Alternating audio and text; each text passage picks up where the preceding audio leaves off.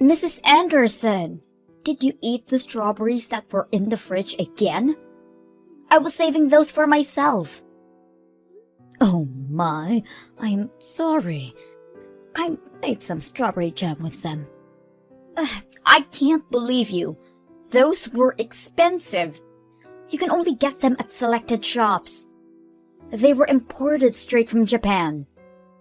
But they seemed like they were about to start molding. I've been thinking about this for a while.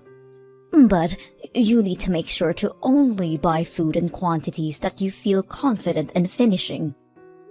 I understand that you like to take your time eating those nice things, but you always end up letting them spoil. It's just a waste. I'm sorry. Did I ask for your opinion? I don't need to hear anything from a person who's too poor to afford nice things. You wouldn't understand how it feels to cherish these things. Did you just call me poor? This is too frustrating. I can't take this anymore. I only decided to move in with you because Larry told me that there would be a bunch of benefits for me. But all you provide for the two of us is stress. What? You use the nice things that I buy without any permission. You only pay a small fraction of the rent.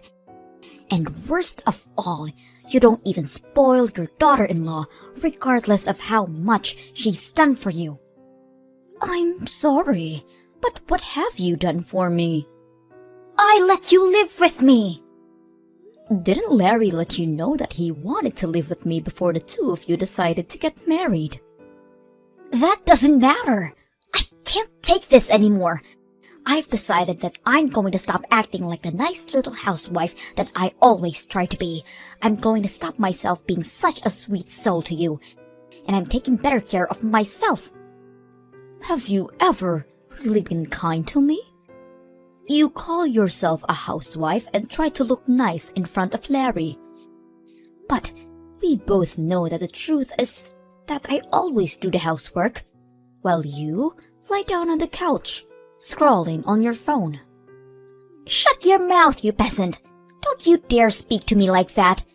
You need to keep in mind that the only reason that you have a place to live is because my husband and I are kind enough to provide for you. Larry, I need to tell me what you told Molly to convince her to live with me. Huh? What do you mean, Mom? She just threw all of her anger at me, that this isn't what she signed up for, and that you told her that there would be benefits on her side by living with me. She even went as far to call me a peasant, and that I should be ashamed of not being able to spoil her. Molly told me that you were the one who came up with the idea to live with me and that you convinced her to do so. So I need to know what you told her. Just come clean with it. I need to know this to straighten out this whole situation. Besides, I've been having a feeling that you're lying to me for a while now. What? I mean, you had a bunch of money inherited to you when Dad died, didn't you? You worked at a decent company, so I imagine the insurance was great. Therefore, I figured that you had enough to be well off for the rest of your life. Maybe even better than well off. So I told Molly that you would support us a pretty good amount per month if we let you stay over at our place. So we had a discussion and decided that it would be best to rent the money that we need for now and have you support us to pay it back. And you tried to ask me to live with you guys without raising any suspicions by keeping something so huge from me? Wow. I remember how happy I was when Molly told me that she wanted to keep me close for when I grew old. It was all about just money, huh? You don't have to say it like that, Mom. Don't you enjoy our company? After finding out about your motives, no, I don't. You turned Molly into a cold-hearted liar. Now all she does is complain about my presence and call me poor. I should never have even bothered living with the two of you. So explain everything to Molly right now. That there was never a conversation about me providing for the two of you and that you lied about it. And while you're at it, apologize and tell her that you'll single-handedly provide for her from now on. What? How did our conversation end up in that direction? You're supposed to be understanding and help us more with future payments. Why would I do that? Because Molly isn't the same girl as the girl I met either. Ever since my salary started going down, she's been constantly irritated about my presence too. Thanks to that, she and I haven't been doing so well as a couple. I can't say that I didn't notice how her behavior towards you had changed as well. Even in this situation, I believe that you'd help me. Because you're my mother, and that's what mothers should do for their sons. But you didn't even bother offering help. And now you're trying to abandon me in this situation and leave everything in my hands. Don't you see how harsh you're being? You're my mother, so do something. Are you kidding me? How old are you? Someone your age needs to pick up their crap and finally become independent. I'm the one who should be asking you if you're kidding me right now. What kind of mother behaves like that to her son? If you're going to be so cold, then fine. I see how it is. I could kick you out of the house as soon as I want. You are going to kick me out? Even though you're the one who suggested that I live with you in the first place. If that happens, you're going to be in big trouble, aren't you? You sold our house and all of the land that you owned before moving in with us. You have nowhere to go back to, right? You don't want to become homeless at that age, do you? All you have to do to avoid that outcome is to stay in that house and keep paying your rent to us. I can't believe this. You're threatening me. I've raised my son into a monster. Come on, I'm just negotiating, Mom. Besides, you still have the money that you earned by selling our old house, didn't you? I'm sure it wouldn't hurt to pay a little bit of rent every month. I look forward to our business together. Well, we couldn't have had such a nice house without you, so thank you for your support. When are you going to pay your rent for this month? Larry told me that you would be paying $3,000 for rent this month. Why have you not still paid us? What? 3,000? What kind of joke is that? Are you telling me that Larry lied to me again? Why does he always lie to get out of trouble when he knows that he's going to get caught? Never mind then, I'll just tell you myself. Larry and I will be asking for $3,000 each month as rent from now on. Are we clear? You can manage to do that, right? No, I can't. I already pay an amount that will pay well over my expenses in a month. And now you're asking for $3,000 a month? I'm only paying the same amount that I used to. $1,000 for each month is enough. I guess this means our negotiation has failed. I'll pack up your things and leave them outside. So gather those things and please leave. What? This is your last chance to change your mind. If you promise to pay $3,000 every month, then we'll let this incident slide. I won't throw your things outside. So, what's it going to be? Are you going to pay $3,000 each month as rent? Or are you going to be homeless and spend your nights on a bench in a park? Feel free to make the choices that fits your preference. I can't believe you. You can't just kick someone out like that. As you've already figured out by now, I'm barely getting by at this point, thanks to your dumb little son who couldn't manage to keep his job. You don't have the option to keep another mouth to feed for free. You don't keep me around for free. I pay my part of the expenses. And you say that you don't have the option? But I don't see you getting a job either. Stop arguing with me. My job is to take care of the house. I'm not going to go out and work like a peasant. So you need to pay rent and account for that. How does that make any sense? But you choose to ignore our needs and neglect your part in supporting us. Have you used up all of the money that you earned through selling your house already or something? It's my money, and I get to use it however I want. How selfish can you be? You use all of your money for yourself while your son and daughter-in-law are struggling to get by. I can't imagine how easy it must be to rely on someone else to live while not making any contributions whatsoever. But that ends now. If you can't pay your rent, then get out of my house this instant. So that's all I was to you, huh? You never cared about me. You just wanted to use me as an ATM. Well then, I'm glad to leave. Shut up, you poor old hag. I mean, what else did you expect to be to us? The only good that you do is pay us. So I think it's fair that we only see you as an ATM. You're not worth the space in our house. You need to leave and never show up ever again. There's literally no point in letting you live with us, you parasite. I guess I'll move into the luxury nursery home with a built-in country club in the town next door.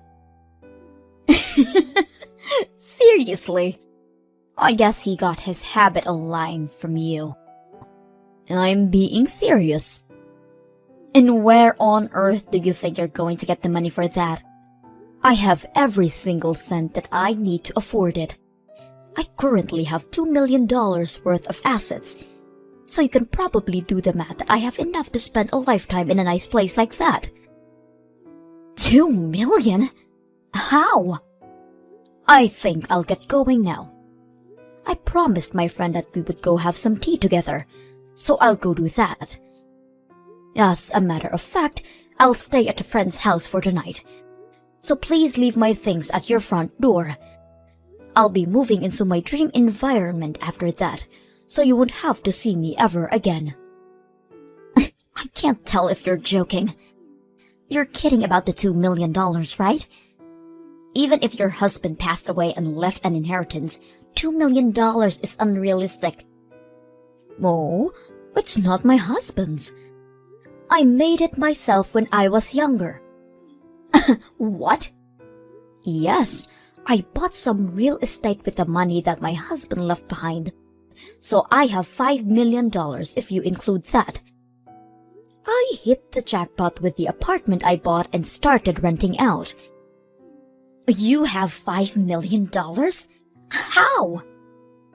Because I plan ahead and save up money before I make financial decisions, unlike your dumb little husband. The whole situation doesn't make any sense. Even your son hasn't told me anything about money like that. I'm sure he'd be aware if you had the assets like that. I've actually never mentioned it to him before. I sold the company that I was running at the time as soon as he was born. So, you sold your company? You're trying to tell me that you were a business owner? Yes, that's exactly what I'm trying to tell you. I was a big risk taker when I was younger. I started lots of businesses, and most of them failed, but one of them really took off, and it expanded to a pretty good scale. I can't believe this. I married my husband right after that, though. So, I ended up selling the company for a pretty good time. I found it more important to marry and devote myself to the love of my life. Therefore, I sacrificed the potential of becoming a billionaire to pursue it. How could you sell your company for a reason like that? Are you stupid? Do you think so? Because through my eyes, it seems like you and I are doing the exact same things, quitting our jobs to become housewives. I just wanted to support my husband with everything I had, so I did exactly that. He was very kind, but he had trouble balancing his tasks, so I had to step in all of the time, and I enjoyed it a lot. The money that I got was just a bonus. And that's how you got $2 million? Exactly. So that's probably why Larry never mentioned it to you. He simply only knew me as a housewife. The subject just never came up, because we were all happy with the situation that I created. My brain can't keep up with all of this. Then, you can look it up the internet tonight. The company is still pretty large in scale. I'm sure you can find my Wikipedia or something as its founder. Mom, what do you mean you used to own a business? Why did you never tell me about this? And your savings? That should have been the first thing to bring up when you started living with us. Let me ask you this. Why would I have to tell you what my savings are? In fact, why should I even financially support you? Are you serious? Yes, I'm serious. This is my money, so I get to use it however I want to. Is there some type of law that obligates me to help you out because I'm your mother? But I'm your son. Isn't helping me out when I'm struggling the normal thing to do? You don't get it, do you? I'm not going to help you. Especially because you're my son. I care for you. So I need you to learn how to keep going on your own. Come on, Mon, don't be like that. Look, I'm sorry about all of the things that Molly said to you. I really am. And I'll make sure that she understands her faults too. So, can you please come back and live with us? Molly is saying she'll do all the housework from now on, and I'm sure things are going to work out this time. All you need to do is support us the way you always did, and all are going to be well. Sorry, but I just finished signing up for the nursing home that I was talking about earlier. So, no, I won't be moving back with the two of you anymore. What? Have you already finished signing up?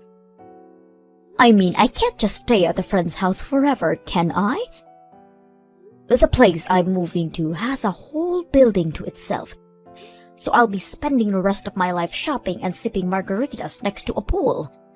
My friend even said that she's moving in with me. So we'll be having the time of our life. They own a whole building? And a country club is inside. How much is that going to cost you? You could save so much money living with us instead. I'd rather use everything I have on myself than let you two parasites steal from me. I hope you and Molly live happily alongside each other. Don't mind me anymore. The poor old hag will be living in a beautiful nursing home with everything she needs to be happiest she could be. Mrs. Anderson, what have you done? What are you talking about? You know what I'm talking about. I really don't. The neighbors, they kept staring at us like we're criminals. And when we approach them, they won't even look at us in the eye. It's very difficult to live comfortably when you're surrounded by people who treat you like that. And why do you suppose that I was the one who did something? Because we haven't done anything to any of them. And this all started as you left our house. Well, I'm so very sorry for the two of you. It might be because I stopped donating to the city. What do you mean? I'd actually been donating to the city for a long while now. You know, giving back to your community feels great. So I'd make large donations towards schools in this area. I also donated all of the money that was used for the furniture of the city hall that was built up a while ago. I'd make donations like the above every year. You do all of that for people that you've never even met, but you still can't pay for our house. How is that fair? Because a couple of adults should be able to account for their own expenses on their own. I lived in that city, and the responsibility was partially mine. So even though I'm not strong enough to participate in volunteer activities, I contribute by using my wealth for the good. But now that I've left that town, I've stopped making those donations. It's not my responsibility anymore. What are we supposed to do now? Everyone knows that the two of us were the reason that you had to leave. So everyone in the city thinks of us as nuisances now? I mean, there aren't many people who are capable of making donations that scale every year. So I guess there won't be anyone to replace me. But it's none of my business anymore, and I have to go easy on spending to keep living in this environment. So all I can say is good luck. What do you mean, good luck? How are we going to keep living here if every single person hates us? Please, come back to town. There's no way on earth that I will ever go back. I mean, who in their right mind would leave a living dream to go back to live with a crappy married couple? If the donations are the problem, then why don't you two just make the donations instead of me? It feels amazing to be able to give back to your community and be appreciated by the people at the same time. I think I've always had a thing for taking care of others. Then take care of us too. Please, why are you so cold to only us two? Because it's my policy. I only like to take care of people who I like. Do you not like us? No. I like everyone in that city because they supported me a lot when my husband first passed away. And I had to start raising Larry alone. That's when I decided that I wanted to start making the donations. I'm proud to say that I can probably make any type of sacrifice for the people who I love. But I can't do that if I hate you, right?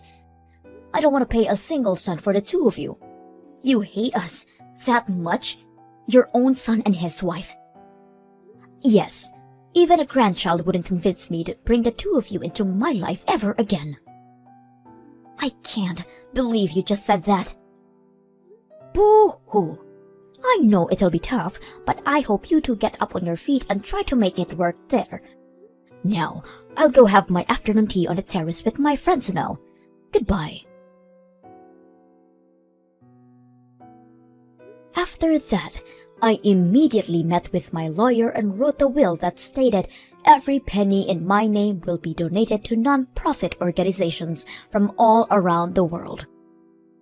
As soon as I sent a letter letting them know, Larry and Molly stopped spamming me with their emails begging me to come back. It seems that they're finally going to start working hard and taking initiative in their own lives. Larry started studying to earn a certificate that will lead to a promotion in his workplace, and Molly started a part-time job at a cafe as well. It seems that everyone in the city still says the horrible things behind their backs and when they pass by, but they're still trying to earn back their place in the community. Hopefully, everything works out for them, and they can be proud of achieving that.